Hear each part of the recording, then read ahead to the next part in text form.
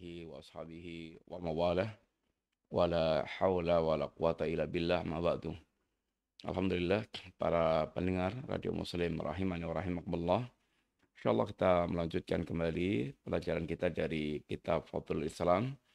Kita masuk pada riwayat yang dibawakan oleh beliau masih berkaitan dengan yaitu hakikat yakni ajaran Islam dan keutamaannya.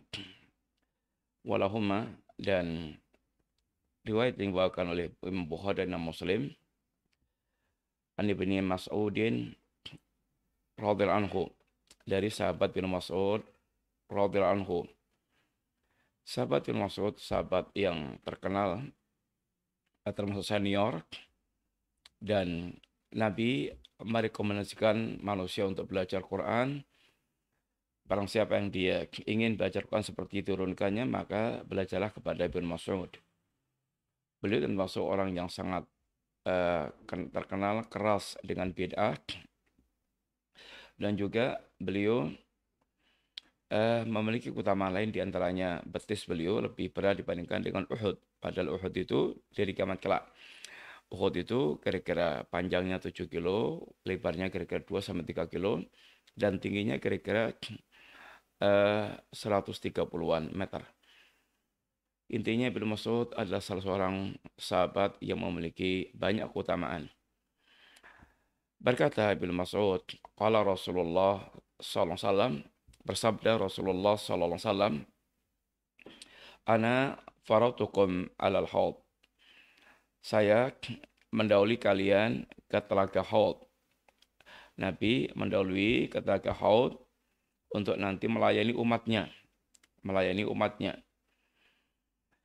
Wala yurfa'anna ilayya rijalun min ummati, dan betul-betul akan dinampakkan kepadaku sekelompok orang dari kalangan umatku, hatta idza ahwaitu liunawi lahum ukhtuliju duni, hingga ketika dia sudah mulai mau mendekat ke telaga haud dan aku juga ingin memanggil mereka untuk menikmati telaga haud, maka tiba-tiba mereka diusir dari telaga haud. Faqulu ay rabbi ashabi, ya Rabb, dia adalah sahabatku. Fayuqal, maka dikatakan kepada Nabi, innaka la tadri ma ahdatsu ba'dak, engkau enggak tahu apa yang dilakukan oleh mereka setelahmu.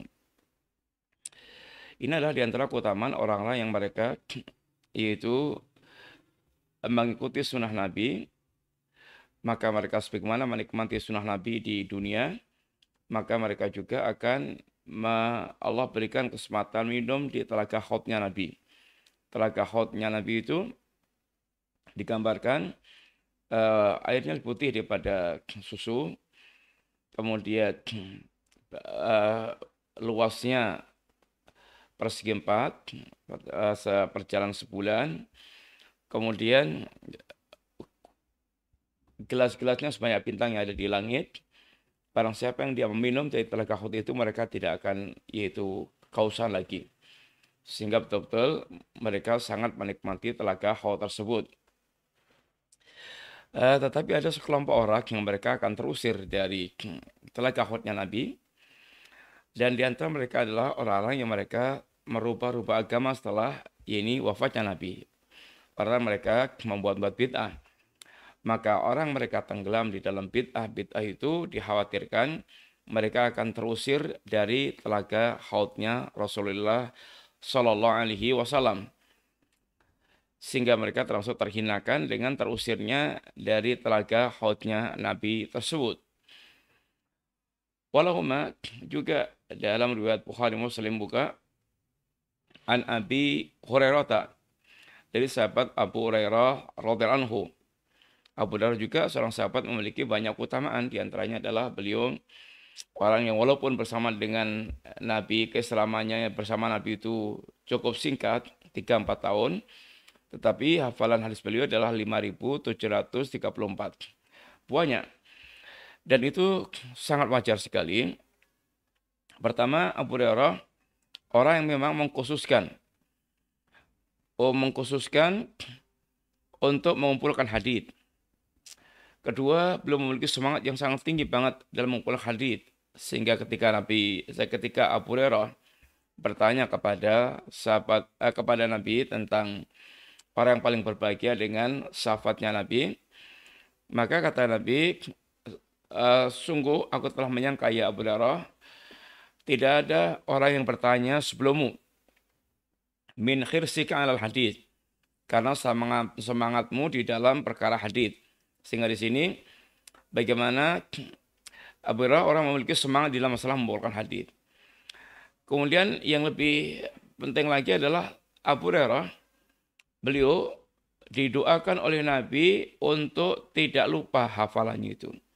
Ini yang penting, sehingga hafalannya melekat itu dengan sangat gampang, dan itu yang menjadi faktor bisa mengumpulkan hafalan yang sangat banyak. Maka tidak aneh seandainya Abu Hurairah hafalannya bisa sampai ini hafalan hadis 5.000-an sekian.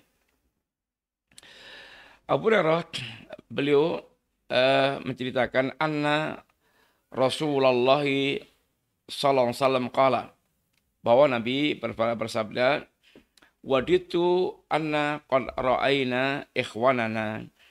Saya sangat ingin sekali melihat saudara-saudara kami. Saya sangat ingin sekali melihat saudara-saudara kami. Qalu, para sahabat mengatakan, awalasna ikhwanaka ya Rasulullah. Bukankah kami adalah saudara-saudara Anda ya Rasulullah? Qala, kata Nabi, antum ashabi, Anda adalah para sahabatku. Kalian adalah para sahabatku. Sehingga Nabi membedakan ikhwan dengan sahabat. Para sahabat sangkaannya ya dirinya adalah saudaranya Nabi, karena innamal mu'minuna ikhwatun, mukmin itu adalah bersaudara. Tetapi Nabi menyebutnya mereka adalah para sahabatnya, hanya lebih khusus daripada ini saudara. Mereka adalah sahabat-sahabat Nabi, dan para sahabat memiliki keutamaan yang sangat banyak, sebagaimana yang disebutkan Allah dalam Al-Quran, disebutkan Nabi dalam hadis, yang para sahabat mereka dikatakan ulaika humus shadiqun, ulaika humul muflihun, ulaika humur rasyidun, ulaika humul mu'minuna haqqan, radhiyallahu anhu wa radu'an. Sahabat generasi yang Allah telah memujinya dengan pujian yang sangat jelas. Mereka adalah orang yang telah jujur imannya, mereka orang-orang yang beruntung dengan agamanya, sukses. Mereka adalah orang-orang yang mukmin sejati, ulaika humur rasyidun, orang yang lurus, dan bahkan mereka adalah orang yang radhiyallahu anhum wa radu'an. Allah ridha kepada mereka dan mereka ridha dengan apa yang mereka dapatkan dari Allah SWT. Ala kulli hal, para sahabat memiliki keutamaan yang khusus yang Allah telah jelaskan dalam Quran dan hadis Nabi, dan tidak akan pernah berubah status tersebut, karena yang memujinya adalah Allah yang tahu persis ilmunya. Yang ilmu Allah meliputi yang lalu, yang sekarang, yang akan datang, yang terjadi, yang tidak terjadi bagaimana. Sehingga orang-orang mereka mengatakan bahwa para sahabat Nabi sepeninggal Nabi murtad, kafir, ambisius, rakus, maka mereka telah mengatakan Allah bodoh. Karena pujian Allah berarti kemudian keliru terhadap para sahabat Nabi. Dan ini tentu adalah ucapan yang sangat mungkar sekali. Antum ashabi, kalian adalah para sahabatku. Wa ikhwani humul ladzina lam ya'tu ba'du. Adapun saudara-saudaraku adalah orang-orang yang mereka belum datang setelah ku ini. Sehingga orang-orang yang mereka datangnya setelah meninggalnya Nabi. Lalu kemudian mereka masuk Islam setelah meninggalnya Nabi. Qalu, kata para sahabat, kaifa ta'rifu man lam ya'ti ba'du min ummatik. Nabi, bagaimana Anda bisa melihat tentang saudara-saudara Anda yang mereka sekarang belum datang, datangnya nanti, Nabi enggak tahu siapa mereka. Bagaimana cara Anda yaitu mengenal bahwa itu adalah saudara engkau ya Rasulullah?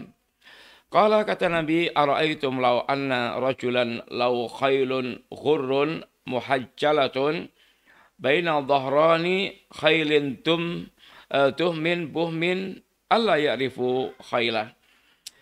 Bagaimana pendapat kalian seandainya ada seseorang yang mereka memiliki khail, memiliki unta. Yang unta ini ghurun muhajjalatun baina dhahrani khailin tuhmin buhmin alla ya'rifu khailah. Dia memiliki unta, di tengah-tengah yaitu unta yang hitam, lengas hitam total. Semuanya unta hitam semuanya. Lalu ada unta yang mereka itu putih. Bukankah Anda akan mengenalnya seperti itu? Akan sangat mengenalnya? Qalu bala, betul ya Rasulullah. Qala fa innahum ya'tuna ghurran muhajjalina minal wudu'. Mereka umatku dikenal, ya mereka itu akan datang dengan ghurran muhajjalin minal wudu'. Ada sisi yang bersinar disebabkan karena wudu. Sehingga anggota badan yang bersinar karena ini wudu. Dan ini menunjukkan tentang keutamaan ini wudu. Maka seorang mukmin bagaimana berusaha untuk menjaga wudunya. Kalau bisa setiap batal wudu, batal wudu, batal wudu. Sehingga dia punya wudu terus. Walaupun dia bekerja dengan kotoran-kotoran. Kena oli, kena lendut. Tapi dia punya wudu. Sehingga dia dalam kondisi dalam keadaan dia ini berwudu. Orang-orang mereka anggota badannya kesiram wudu itu akan bersinar putih.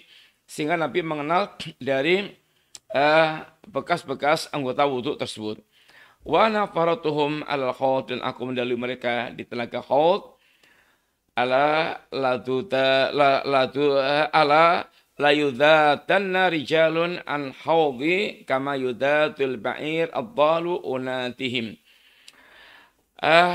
Ketahuilah, akan ada sekelompok orang yang mereka terusir dari telagaku. Sebagaimana terusirnya itu unta yang tersesat. Jadi, biasa orang-orang Arab dalam ini memberikan tamsil yang gampang mereka pahami. Sehingga yang ada di depan mata mereka ya binatang-binatang, unta, kambing. Maka Nabi memberikan tamsilnya yang gampang mereka cerna.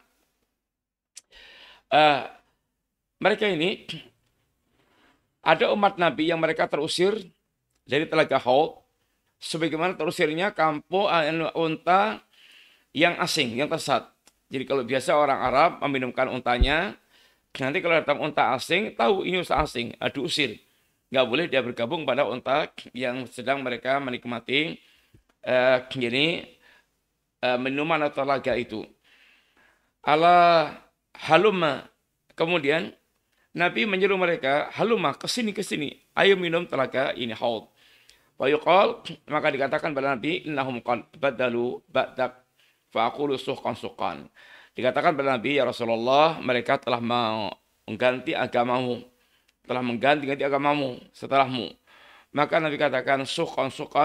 Jadi menjauhlah baik orang yang mengganti agamaku. Ini termasuk diantara bentuk celaan kepada perkara bid'ah. Yang mereka membuat bid'ah saat meninggal Nabi dan menjadikan mereka kemudian terusir dari telaga haudnya Rasulullah Sallallahu Alaihi Wasallam. Sedangkan Nabi nggak tahu perkara yang gaib. Nabi hanya mengetahui apa yang dilihatnya dan tidak tahu dengan perkara yang gaib. Maka ketika Nabi mengajak mereka untuk mendekat kepada telaga haud Nabi, menikmati telaga haud Nabi, mereka terusir. Maka di sini kita juga mendapatkan pelajaran. Jadi jangan sampai kita termasuk kelompok orang-orang yang terusir dari telaga haudnya Rasulullah SAW. Sehingga ya sebuah kehinaan tentu orang mereka terusir dari telaga Nabi. Kemuliaan itu kalau ketika dia bisa kemudian yaitu mendekat telaga Nabi dan meminum dari telaga tersebut. Kemudian walil Bukhari, dalam riwayat Bukhari dikatakan baina ana qaimun idza sumratun hatta idza araftumuhum kharaja rajulun min baini wa bainihim faqala halumma faqultu aina qala ilan nar wallahi qultu wa ma sa'nuhum qala innahum irtaddu ba'dak ala adbarihim al-qahqara Thumma idza sumratun fadzakara mislah qala fala arahu la yakhlusu minhum illa mithlu hamalin na'am.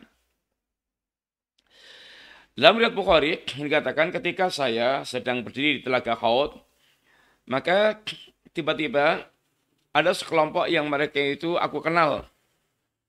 Aku kenal, yang kemudian dari mereka keluar seorang antara aku dengan mereka. Faqala luma, mari ke sini untuk minum telaga Khaut. Faqultu aina. Orang tadi mengatakan ayo ayo orang tadi mengatakan pada kelompok yang dikenal Nabi itu, ayo ikuti aku. Faqultu, Nabi katakan, aina, orang ini mau dibawa kemana? Mereka mau dibawa kemana? Qala ilan nar wallahi, ke neraka demi Allah. Wallahi qultu wa ma sya'nuhum? Aku katakan, kenapa mereka mau dibawa ke neraka? Qala innahum irtaddu ba'dak. Mereka orang yang murtad setelahmu ya Rasulullah. Ala adbarihim al-qaqara. Mereka orang murtad setelah ini engkau. Thumma idza zumratun fatakara mislah.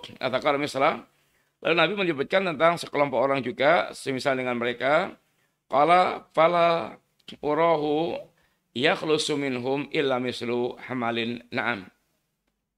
Maka aku pun juga ini tidak melihat fala urahu yakhlusu minhum illa mislu hamalin na'am. Dan aku tidak melihat kecuali seperti yakni sekelompok itu unta yang mereka terusir di telaga Khautnya Nabi sallallahu alaihi wasallam. Kemudian dibawakan riwayat hadits Ibnu Abbas, fa aqulu kama qala Al-Abdul Saleh. Aku akan katakan sebagaimana perkataan hambaku yang saleh. Wa kuntu alihim syahidan madumtu fihim. Falamma tawaffaitani kunta anta ar-raqib alihim wa anta ala kulli syai'in syahid.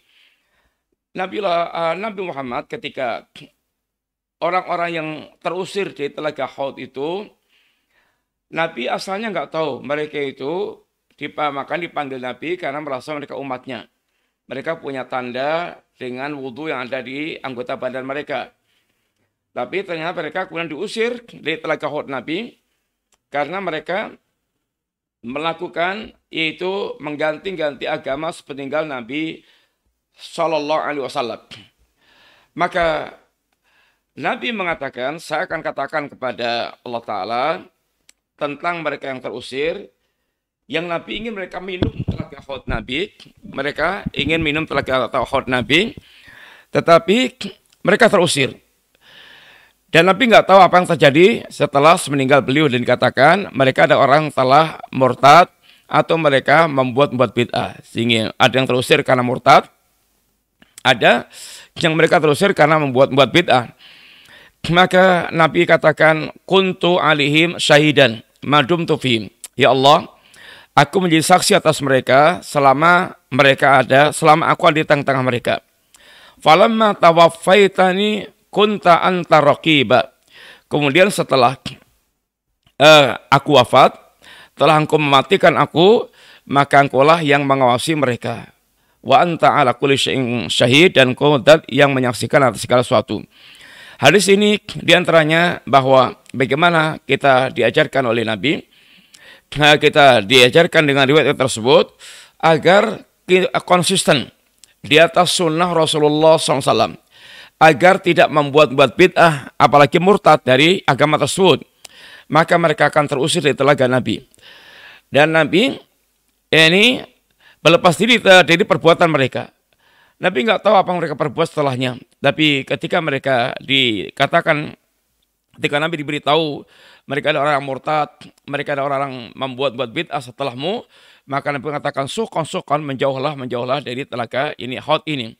Sehingga barang siapa yang dia ingin betul-betul menikmati telaga Khautnya Rasulullah SAW, hendaklah dia betul-betul hidup di atas sunnah, memelihara sunnah, istiqamah di atas sunnah, dan menjauhi berbagai macam bid'ah. Sehingga dia nanti termasuk orang bisa menikmati telaga haudnya Nabi, yang kalau dia menikmati minum telaga haud itu tidak akan haus selamanya. Selamanya dia tidak akan kehausan. Tapi ini bagi orang mereka di dunia menikmati sunnah Nabi. Adapun orang mereka membuat bid'ah atau murtad, bahkan mereka akan terusir dari telaga, yaitu Rasulullah Shallallahu Alaihi Wasallam. Kemudian yang beliau bawakan berikutnya riwayat hadis Rasulullah Shallallahu Alaihi Wasallam, kullu mauludin yulatu alal fitrah, fa bawahu yuhawidanihi, au yunasiranihi, au yumajisanihi. Setiap anak terlahirkan di atas ini fitrah. Setiap anak mereka terlahir di atas yaitu fitrah. Bapaknya lah yang membuat mereka itu Yahudi atau Nasrani atau yakni Majusi. Kemudian Nabi katakan, kama tuntajul bahimatu bahimatan jam'a, seperti unta atau binatang yang melahirkan anaknya dalam keadaan sempurna, tidak cacat. Hal tuhissuna fiha min jad'a, apakah Anda mendapatkan ada cacat telinganya atau potong kakinya? Terlahirnya sempurna, enggak ada yang cacat. Hatta takunu antum tajda'unaha thumma humma qara Abu Hurairah fitratallah allati fataran nasa 'alaiha. Kemudian kalianlah yang membuat telinga binatang itu menjadi cacat, digunting atau disobek. Lalu beliau Abu Hurairah membacakan ayat Allah, membacakan hadis Nabi, membacakan ayat Allah SWT, fitratallahi allati fataran nasa 'alaiha. Itulah fitrah yang Allah fitrahkan manusia di atas fitrah tersebut. Sehingga hadis ini menerangkan manusia fitrahnya adalah fitrah Islam. Fitrah manusia adalah Islam. Sehingga Nabi tidak mengatakan yusallimanihim, bapaknya lah yang menjadikan dia muslim, karena fitrahnya adalah fitrah Islam. Adapun kemudian yang menjadikan mereka Majusi, Yahudi, Nasrani, Majusi, itu adalah merupakan bentuk perubahan, kerusakan dari fitrah. Fitrah manusia adalah Islam. Ada kecenderungan kepada yaitu tauhid, ketaatan kepada Allah, kecenderungan kepada kebenaran. Tapi fitrah ini kemudian dirusak. Ada yang merusak itu faktor lingkungan yang terdekat orang tua. Lingkungan orang tua, lingkungan keluarga, lingkungan masyarakat, lingkungan sekolah. Ini faktor yang akan bisa merusak fitrah manusia. Asalnya mereka adalah muslim. Maka ketika dirusak oleh lingkungan, mereka menjadi Yahudi atau Nasrani atau Majusi. Ini adalah termasuk di antara ini kerusakan fitrah manusia, kerusakan fitrah mereka. Maka seorang yang ingin menjaga fitrahnya adalah betul-betul memilihkan lingkungan yang tepat. Lingkungan sekolah, lingkungan masyarakat. Maka jangan sampai sembarang kita cari rumah, karena akan berdampak kepada kita akan hidup dalam jangka waktu yang lama bersama dengan masyarakat kanan kiri. Demikian pula ketika kita memilihkan lingkungan sekolah untuk anak-anak kita. Harus kita pilihkan sekolah yang betul-betul bisa memelihara fitrahnya, sehingga tetap di atas tauhid dan tidak menyimpang. Ini adalah kewajiban orang tua, bagaimana mengawal fitrah anak terus ini lurus. Dan tamsilnya fitrah ini seperti ini binatang yang mereka melahirkan anaknya sempurna, nggak ada yang cacat. Tahu ada binatang cacat, telinganya disobek, tilangnya tergunting. Maka sebagaimana fitrah asalnya adalah murni, lurus, tetapi kemudian masyarakat yang membentuk atau sekolah membentuk atau orang tuanya bahkan sampai anak itu menjadi menyimpang di fitrahnya, menjadi Yahudi atau Nasrani atau ini Majusi. Maka boleh membacakan ayat fitratullah allati fatarana 'alaiha, manusia itulah fitrah Allah yang Allah fitrahkan manusia di atas perkara itu. Ini fitrah manusia itu cenderung kepada kebenaran, yaitu Islam. Adapun kemudian terjadi kerusakan-kerusakan itu adalah susulan, termasuk di antara penyakit-penyakit yang membuat manusia kemudian mereka rusak fitrahnya. Baik itu syaitan yang mendatangi mereka untuk menyesatkan manusia, atau lingkungan yang membentuk mereka kemudian mereka rusak fitrahnya. Maka semuanya ada termasuk di antara sebab rusaknya fitrah manusia. Demikian dua hadis yang kita baca, mudah-mudahan manfaat. Jadi hadis yang pertama berkaitan dengan telaga haud. Barang siapa yang dia ingin yaitu meminum, nikmati telaga haudnya Nabi, tegaklah di atas sunnah, istiqomah di atas sunnah, jangan terjerumus dalam bid'ah. Jangan sampai dia kemudian menjadi ahlul bid'ah. Karena bid'ah akan menghalangi dia dari minum telaga haud, akan diusir, dijauhkan dari telaga haud. Kemudian jagalah fitrah kita, fitrah Islam, jangan sampai rusak baik dengan syaitan maupun dengan lingkungan. Dan kewajiban seorang ayah tentu bagaimana mengawal anak itu tetap untuk hidup di atas fitrahnya. Demikian kita cukupkan sekian dulu. InsyaAllah kita lanjutkan pada pembahasan yang akan datang. Bismillah. Wassalamualaikum warahmatullahi wabarakatuh.